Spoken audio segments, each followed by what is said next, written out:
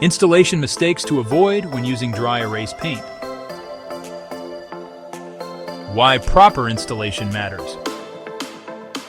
Applying too much or too little dry erase paint creates irregularities in the wall that make your dry erase ink lines look jagged or patchy.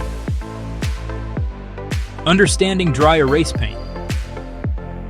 Dry erase paint is actually a high-performance, eco-friendly, virtually odorless water-based coating that's extremely low in toxic chemicals called volatile organic compounds, VOCs.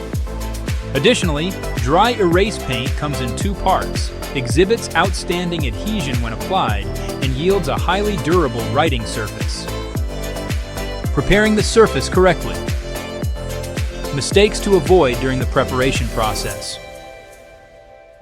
Skipping proper cleaning. Painting over uneven surfaces. Forgetting to apply a primer or base coat. Application errors with dry erase wall paint. Key actions to avoid. Using the wrong tools, brush versus roller. Applying too much or too little dry erase paint. Ignoring the manufacturer's mixing instructions. Timing mistakes during installation. Two things to avoid in relation to timing. Taking too much time to complete the application. Not allowing enough drying time.